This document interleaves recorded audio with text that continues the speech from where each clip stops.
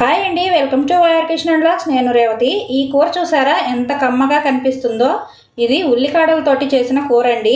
ఉల్లికాడలని పోపులో వేసుకొని టాపింగ్ కోసం వేసుకోవడమే కాదు, ఇలా కర్రీలు కూడా చేసుకుంటే చాలా రుచిగా ఉంటుంది.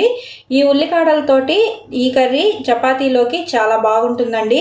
రైస్లోకి కూడా బాగుంటుంది. వేడి వేడి రైస్లో వేసుకొని తింటుంటే చాలా బాగుంటుంది. చపాతీలోకి అయితే చాలా పర్ఫెక్ట్గా సూట్ అయిపోతుంది. ఇప్పుడు ఈ ఉల్లికాడలతోటి ఈ కర్రీని ఎలా ప్రిపేర్ చేసుకోవాలో ఈ వీడియోలో చూసేద్దాము. అసలు మిస్ చేయకండి, చివరి వరకు స్కిప్ చేయకుండా చూసేయండి.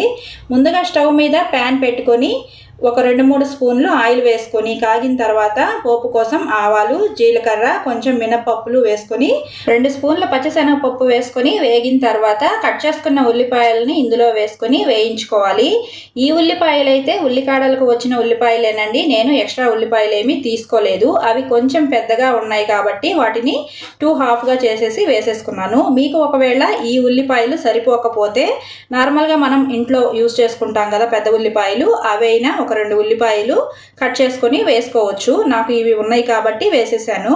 చిన్ని ఉల్లిపాయలుగా ఇలా ఉడికితే చాలా బాగుంటాయండి. అందుకే నేను ఇవే ఎక్కువగా వేసుకున్నాను. ఒక అర నిమిషం పాటు ఉల్లిపాయలను వేయించుకున్న తర్వాత 4-5 పెద్ద టమోటాలు తీసుకొని ఇలా కట్ చేసుకొని వేసుకుంటున్నాను. వీటిని కూడా ఉల్లిపాయలతో పాటు బాగా మగ్గించుకోవాలి.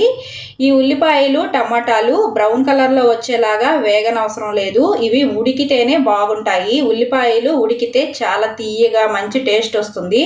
వీటిలో ఒక చిటికెడు ఉప్పు వేసేసి కలిపేసుకుని మూత పెట్టేసుకుంటే ఒక 2 నిమిషాల పాటు సన్న మంట మీద మగ్గించుకుంటే చాలా రుచిగా వస్తాయి తీయగా. ఇలా 1 నిమిషం మగ్గిన తర్వాత మూత తీసి మళ్ళీ ఒకసారి కలుపుకొని ఈ ఉల్లికాడలను సన్నగా కట్ చేసుకొని వేసుకోవాలి. ఎంత వీలైతే అంత సన్నగా కట్ చేసుకోండి. నేను ఇక్కడ 7-8 కట్టల వరకు ఉల్లికాడలను తీసుకున్నాను. మీ అవసరాన్ని బట్టి మీరు తీసుకోండి. మనం ఎన్ని ఉల్లికాడలు తీసుకుంటామో ఉల్లిపాయలు కూడా అన్నీ ఎక్కువగా వస్తాయి. ఒకవేళ తక్కువ ఉల్లికాడలు తీసుకొని ఉల్లిపాయలు సరిపడా రాకపోతే ఇంట్లో ఉన్న మామూలు ఉల్లిపాయలని కట్ చేసుకొని అయినా వేసుకోవచ్చు. కానీ ఇలా పెద్ద ముక్కలుగా కట్ చేసుకొని వేసుకోండి. ఉడికితే చాలా కమ్మగా ఉంటుంది కూర. ఈ ఉల్లికాడలు చూస్తున్నారు కదా, 1 నిమిషం ఇలా కలుపుతూ ఉంటే మగ్గిపోయి అందులో నుంచి వాటర్ బయటకు వస్తుంది. ఈ టైంలో కాస్త పసుపు, రుచికి సరిపడా ఉప్పు వేసేసి కారం కూడా వేసేసుకుంటున్నాను. ఇక్కడ 2 స్పూన్లు కారం వేసాను. మీ కారానికి తగినంత కారం వేసుకోండి. 1 స్పూన్ ధనియాల పొడి కూడా వేసేసి మళ్ళీ బాగా కలిపేసుకోవాలి. వీటిపై మూత పెట్టుకొని మగ్గించుకుంటే 1 నిమిషం పాటు ఉల్లికాడల్లోని నీరంతా బయటకు వచ్చి బాగా మగ్గుతాయి. సన్న మంట మీద చేసుకోండి, చాలా రుచిగా వస్తుంది. ఇలా మగ్గిపోయి వాటర్ అంతా బయటకు వచ్చేసిన తర్వాత ఇప్పుడు ఇందులో కాస్త వాటర్ వేసుకుంటున్నాను. ఒక 1/2 గ్లాస్ వాటర్ వేసి కలిపేస్తున్నాను. సమ్మర్ సీజన్లో ఉల్లికాడలు ఎక్కువగా దొరుకుతాయి. పల్లెటూర్లలో అయితే పొలాల గట్ల పైన మిరప చెట్లలో వేస్తూ ఉంటారు. వాటి పువ్వుల్ని కూడా పోపులో వేసుకుంటారు. చాలా కమ్మటి సువాసనతో కర్రీస్ చాలా బాగుంటాయి. మన ఆరోగ్యానికి కూడా చాలా చలువ చేస్తుంది. దొరికితే ఖచ్చితంగా యూజ్ చేసుకోండి. ఇంతకీ మీరు ఫ్రైడ్ రైస్లు పోపుల్లోనే కాకుండా ఇలా ఎప్పుడైనా కర్రీ ట్రై చేశారా ఉల్లికాడలతో? ఒకవేళ తయారు చేస్తుంటే కామెంట్లో చెప్పండి. మీరు ఏ విధంగా చేశారో కూడా కామెంట్లో చెప్పండి.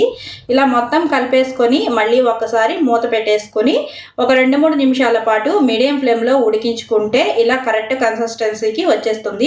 మధ్యలో కలుపుకుంటూ ఉండాలి, లేదంటే అడుగు పట్టేస్తుంది. ఇలా ఒక 10 నిమిషాలు మగ్గించుకున్న తర్వాత సన్నని మంటపై మగ్గించుకుంటే ఇలా మంచిగా ఆయిల్ బయటికి తేలి కమ్మగా ఉడికిపోతుంది. చూస్తున్నారు కదా, చిట్టి ఉల్లిపాయలు, గ్రీన్గా ఉల్లికాడలు, ఎంత చూడడానికి చాలా బ్రైట్గా కనిపిస్తుంది కదా కర్రీ. చాలా కమ్మగా కూడా ఉంటుందండి. ఖచ్చితంగా ట్రై చేయండి. ఎలా వచ్చిందో కూడా కామెంట్లో చెప్పండి. ఈ కర్రీ చపాతీలోకి అయితే చాలా పర్ఫెక్ట్గా, చాలా టేస్టీగా ఉంటుంది.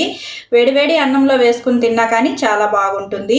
ఇలా చిన్న ఉల్లిపాయలు, ఉల్లికాడలతోటి గార్నిష్ చేసుకొని సర్వ్ చేసుకుంటే చాలా రుచిగా ఉంటుంది. ఈ వీడియో నచ్చితే లైక్ చేయండి, ఛానల్ని సబ్స్క్రైబ్ చేసుకోండి. మరో మంచి వీడియోతో మళ్ళీ కలుద్దాం. Bye friends.